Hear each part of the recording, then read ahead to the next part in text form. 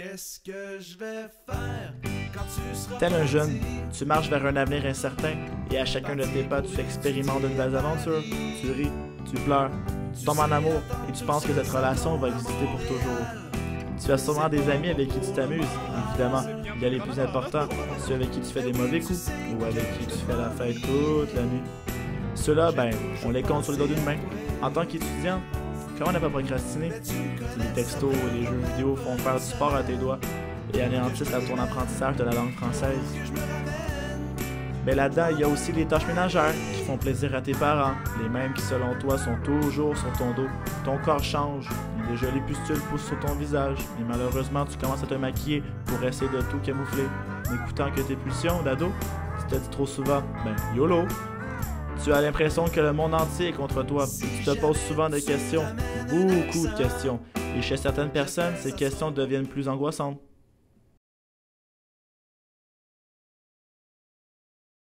C'était beaucoup d'isolement quand j'étais jeune et beaucoup de solitude et ça a fini par débouler en pensées assez obscures, assez profondes et puis tout.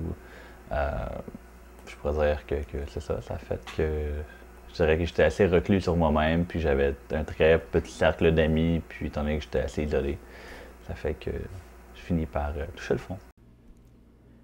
Il existe deux types de dépression. La première, la dépression passagère qui est souvent causée par des événements tristes et malheureux, tels qu'une rupture ou une série d'échecs. Étant passagère, elle ne dure jamais vraiment bien longtemps. Tandis que l'autre type de dépression prend beaucoup plus de temps à régler et nécessite souvent l'aide de professionnels pour retrouver le moral. Un matin que c'était juste trop, ça a été vraiment j'ai touché le fond du baril littéralement, mais je me suis dit que ce matin-là, c'était SOS suicide ou je me levais juste plus. Donc j'ai décidé de faire le saut. J'ai appelé SOS suicide. C'était une des meilleures moves que j'ai faites de ma vie. Ils m'ont quand même, si on veut, pas convaincu. Ils m'ont épaulé moralement à me rendre au moins jusqu'à la clinique pour avoir mon arrêt de travail officiel, mon diagnostic officiel, puis un peu aussi à m'aider à chercher les ressources que j'avais besoin, qui pourraient être dans le fond aide psychologique, puis tout ce qui venait avec ça. Maintenant que la puberté arrive, ton corps commence à se transformer. Pendant ton passage vers l'âge adulte, plusieurs choix personnels devront avoir lieu. Le sexe sera sûrement un sujet qui va susciter beaucoup d'interrogations et même si la première fois n'est pas comme tu l'imaginais, tu auras bien le temps de te rattraper. Évidemment, ne te mets pas trop de pression, n'oublie pas les protections. Condoms, pilules et autres sont du bon moyen pour éviter les MTS ou les grossesses. Et peut-être que tu te sens différent, que tu préfères les gens du même sexe que toi, mais ce sont des sentiments tout à fait normaux, il ne faut pas se sentir mal. Les expériences que tu vas faire sur le plan de ta sexualité seront bénéfiques et investigatrices de la personne que tu vas devenir. Ouais.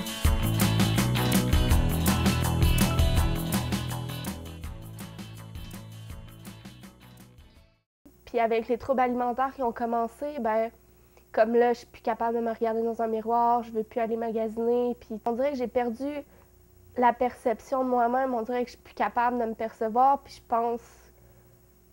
pense que c'est vraiment comme les jugements des autres qui ont fait que ça, là.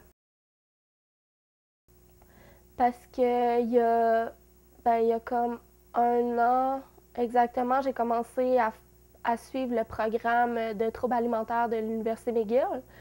Donc, j'ai commencé à voir une psychiatre, des nutritionnistes, des travailleuses sociales.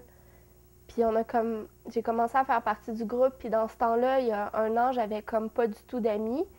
Je voyais comme personne en dehors parce que, tu sais, les repas, ça devient compliqué. Tu sais, t'as peur que les gens te voient manger, t'as peur qu'ils jugent, t'as peur de plein de choses, là. Fait que, tu sais, t'évites les gens. Puis j'avais comme vraiment pas confiance en moi. Fait que, tu sais, j'avais comme vraiment pas d'amis en dehors. Puis je sais pas ce qui s'est passé quand je suis revenue à Montréal cette année au mois de septembre. J'en avais assez, là. J'étais plus capable, là. Je voulais plus que ça soit ça. Puis tu sais, les thérapies, tu sais, ça fait vraiment du bien, ça aide vraiment. Mais à un moment donné, il y a un travail que c'est comme toi-même qu'il faut que tu fasses, puis que les thérapeutes peuvent pas faire à ta place. Puis au mois de septembre, j'ai décidé que moi, je voulais changer. Il existe deux types de troubles alimentaires, l'anorexie et la boulimie. L'anorexie est une maladie psychologique et les personnes qui en sont atteintes se privent de nourriture. Tandis que les gens qui sont atteints de boulimie mangent comme ils le veulent, mais éliminent ces aliments en se faisant vomir par la suite. En résumé, ces deux maladies sont causées par le fait que ces gens s'imaginent qu'ils sont gros ou par peur de prendre du poids. Parler à des personnes qui connaissent ça, aller voir une thérapeute, un docteur, n'importe qui peut t'aider. Parce que des fois, quand tu es jeune, les autres peuvent pas comprendre.